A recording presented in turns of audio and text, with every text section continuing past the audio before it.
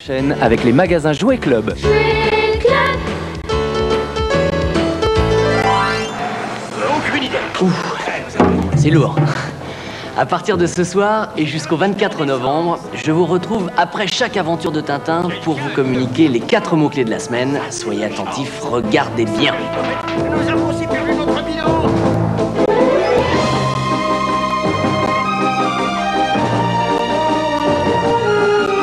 Et pour vous aider, vous trouverez 4 indices sur énergie dans Télérama Junior, sur le 3615 France 3 et dans les magasins Jouet Club. Allez, montez. Pour jouer et gagner, envoyez-nous vos réponses sur le bulletin à découper dans Télérama Junior ou à retirer dans les magasins Jouet Club ou sur papier libre, et ce, avant lundi prochain minuit à l'adresse suivante. Grand concours Tintin Jouet Club, boîte postale 20, 13 126 Vauvenargues, ou alors tapez 3615 code France 3 où vous retrouverez également les 4 mots de la semaine.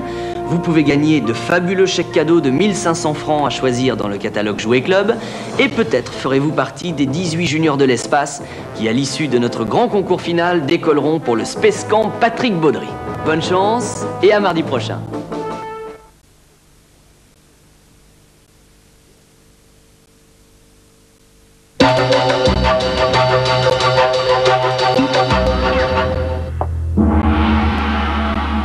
France 3 explore les mondes fantastiques avec Banga.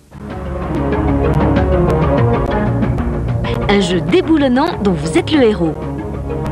Nicolas, 12 ans et demi, 1m55 ans, passionné par le judo. Avec l'aide de Frac le Mentor, en route pour le labyrinthe des pharaons, les temps modernes, la planète noire. Des milliers de cadeaux vous attendent à la salle de contrôle.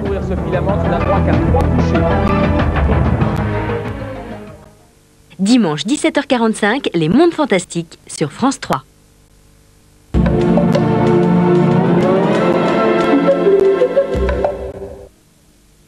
Et subito, le gros matou scratch le loup-garou.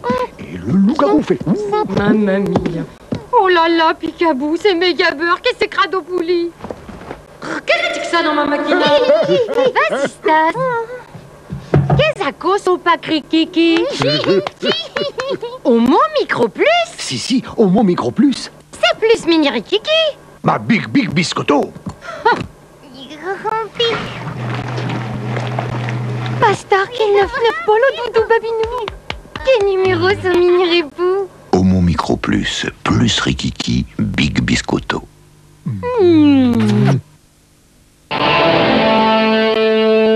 Nouvelle Peugeot 405.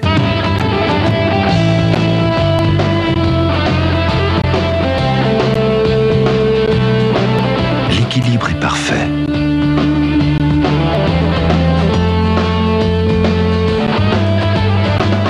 Elle offre à l'intérieur ce qu'elle promet à l'extérieur. Nouvelle Peugeot 405, un talent fou. Y a les comtés qui comptent, y a les comtés rêveurs, y a les comtés érudits.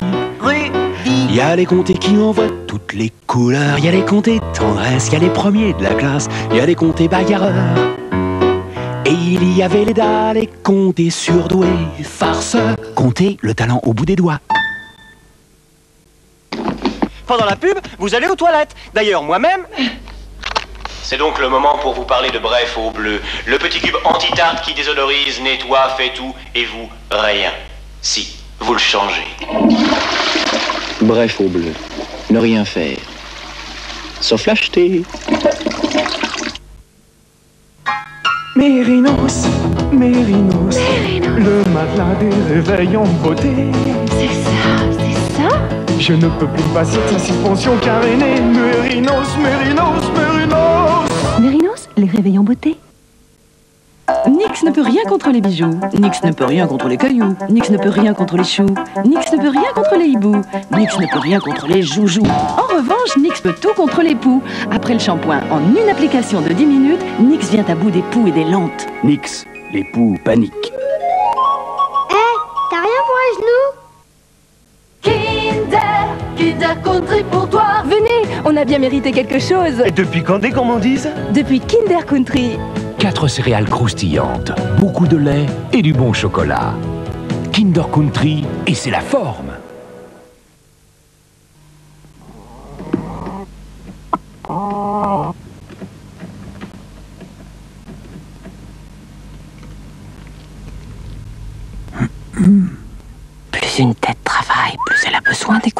2. Le dentifrice qui réunit toute la famille, c'est Aquafresh. Aquafresh, c'est 3 dentifrices en un pour une triple protection. Il aide à lutter contre les caries, il renforce la protection des gencives, il rafraîchit la laine. 1, 2, 3, Aquafresh, votre dentifrice, triple protection.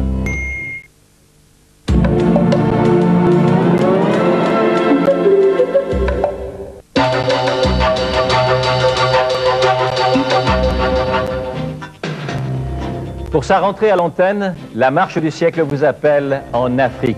Pas avec des images atroces, mais la chronique d'un retour à Niamey, signé Serge Moati, 25 ans plus tard. L'Afrique, ce mercredi 9 septembre, 20h45. L'Afrique, le chagrin, mais aussi toute l'amitié. Mercredi, 20h45, la marche du siècle sur France 3.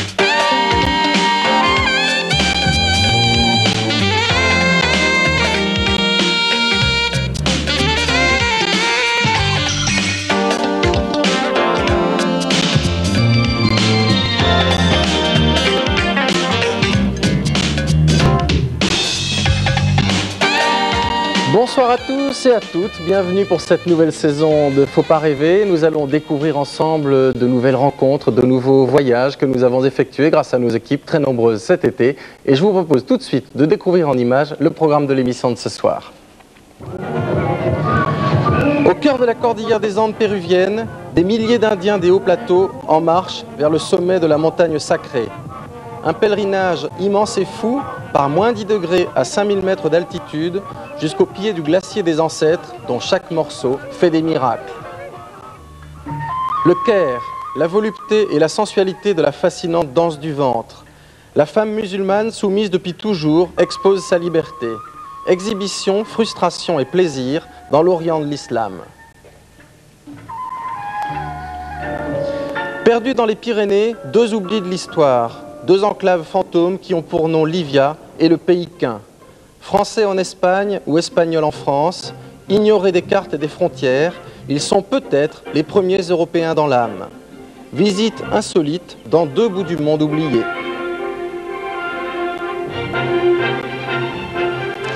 Voilà pour les espaces et les rencontres que nous allons faire ce soir. Je vous propose d'en faire une autre en compagnie d'un homme qui vous a sans doute beaucoup fait rêver à travers ses livres. Il s'agit de Patrick Grinville. Bonsoir Patrick. Bonsoir. Tout le monde se souvient des Flamboyants, le prix Goncourt de 1976 qui était flamboyant d'ailleurs. Tout le monde ne sait pas forcément que vous êtes un prof de lettres, romancier depuis 20 ans, mais toujours prof de lettres de classe de seconde et de première, je crois, et de terminale. Et puis on ne sait pas forcément toujours que vous êtes un grand voyageur, n'est-ce pas? Oui, enfin un grand voyageur, je fais des voyages. Vous adorez ça? Oui, tout à fait. Oui, vous êtes organisé. J'ai un peu peur de voyager, mais quand je suis dans le voyage, je suis bien. Mais avant, j'ai eu de la terreur de partir. Et pourquoi? J'ai une espèce de peur, une angoisse de partir, toujours. Vous savez, les écrivains, on est un peu névrosés sur les bords, on vit dans des cocons. Alors le moment du départ est toujours difficile, mais ensuite, au contraire, je suis très très bien. Je suis beaucoup mieux après. Et puis vous nous en faites profiter parce que ça donne naissance à des livres dont nous allons parler aussi ce soir. Le dernier qui s'appelle Colère, qui part d'un de vos voyages au Brésil, mais je ne vais pas tout dire tout de suite. Je vais vous faire profiter d'abord de ce premier reportage que nous avons réalisé qui devrait beaucoup vous plaire.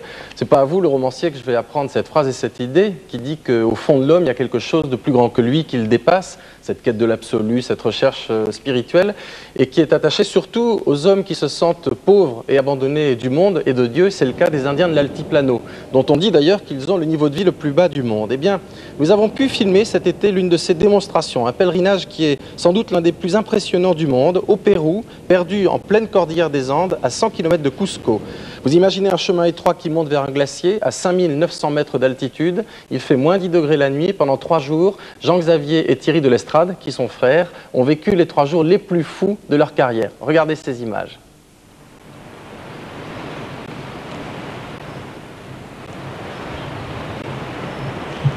Cette histoire se raconte depuis plus de 2 siècles. Au cœur de ces montagnes, là où l'air commence à manquer, un jeune berger vit seul avec ses moutons. Un jour, Marianito Maïta, c'est son nom, rencontre un enfant de son âge, un enfant blanc, surgi de nulle part. C'est le Christ, l'enfant Jésus. Rapidement, les 2 garçons deviennent inséparables. Mais au village, personne ne croit à cette fable. Les gens prennent peur, parlent du diable et tuent le compagnon de Marianito.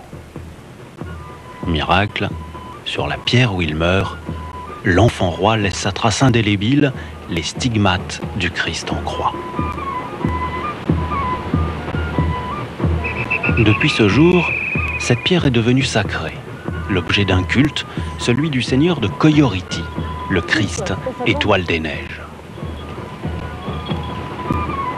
Chaque année, 3 jours durant, 50 000 pèlerins gravissent les pentes du Sinacara pour atteindre le sanctuaire.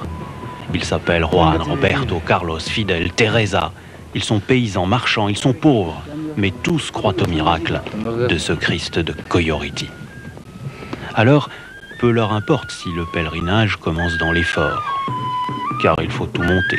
Costume de fête, réchaud, vivre pour une semaine, boîte de chauffage là-haut, il n'y a rien.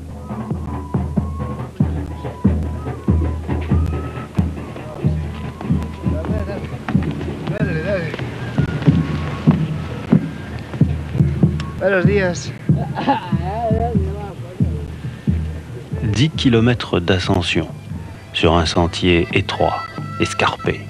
Un sentier si pénible qu'on le croirait malicieusement dessiné pour expier ses péchés et sauver son...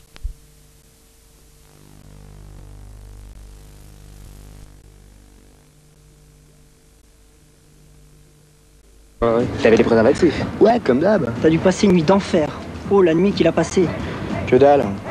Elle m'a dit que si je mettais les préservatifs, ça voulait dire que je l'aimais pas. Les préservatifs? Aujourd'hui, tout le monde dit oui. Juste un, on ne peut pas se tromper, juste un. Salut ma belle, ça swing ici.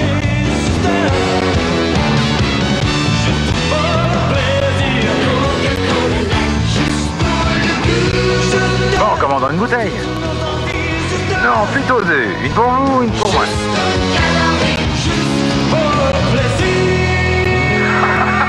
Là, c'est chaud. Une pellicule nuisible se colle sur vos dents chaque jour davantage, c'est la plaque dentaire. Malgré le brossage, il en reste souvent trop, surtout aux endroits difficiles à atteindre. La nouvelle formule de Colgate Plax prépare vos dents au brossage pour aider votre brosse à dents à enlever la plaque. Chaque jour, Colgate Plax, plus efficace que jamais contre la plaque dentaire. Et puisqu'on me demande mes dernières volontés, je l'affirme bien haut. Il n'y a que maille qui maille. Bien-être présente Eau Vitale, la grande eau de soin du corps aux essences naturelles. L'eau Vitale, d'abord elle m'a rafraîchi, tonifié. Et puis j'ai senti sur ma peau cette incroyable douceur. La peau est vraiment hydratée. On se sent si bien. Eau Vitale de bien-être, la vitalité tout en douceur.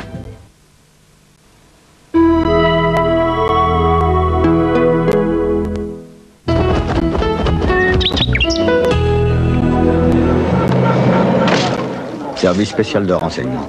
Allô, Madame McCoy, nous vous demandons de venir au commissariat afin de nous dire si vous n'auriez pas tué votre mari. 1, 2. Quand la venimeuse Catherine embrasse, les riches maris trépassent. 3.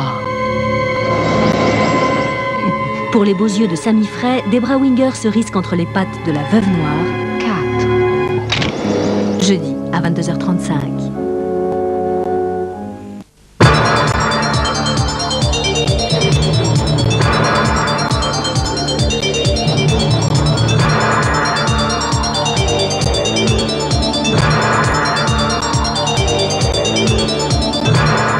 Le Le 14e symposium international sur les algues a ouvert ses portes ce matin. Pour accueillir cet événement scientifique mondial, Brest a dû s'allier avec Saint-Malo pour contrer les candidatures de Paris et d'autres villes étrangères. Au programme pendant 3 jours, débats et conférences sur les algues.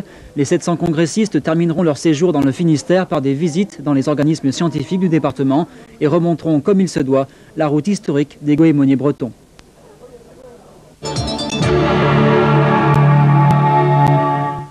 Un symposium international pour la première fois en Bretagne, c'est l'occasion de faire le point sur les recherches de nos scientifiques bretons. Premier exemple, la station biologique de Roscoff qui analyse les algues depuis 30 ans. Aujourd'hui, 15 techniciens, chercheurs et étudiants travaillent dans 2 directions principales, la biologie moléculaire et la génétique des algues. On étudie ici leur évolution au cours des siècles et depuis peu, l'amélioration des variétés. Un programme de recherche que nous prévoyons d'initier d'ici quelques temps, et même assez rapidement maintenant, c'est d'établir les bases génétiques qui permettront de faire cette amélioration. Et en vue de fournir aux algoculteurs qui cultiveront cette espèce des variétés plus performantes, par exemple qui aient une plus forte teneur en alginate ou qui aient une croissance plus rapide. La station de Roscoff attend beaucoup du symposium en matière de génétique, car la recherche fondamentale trouve parfois ses applications concrètes. Roscoff a ainsi déposé un brevet avec la société Goémar de Saint-Malo pour faire de l'algue un engrais agricole. Deuxième exemple, Ifremer à Brest, les chercheurs traquent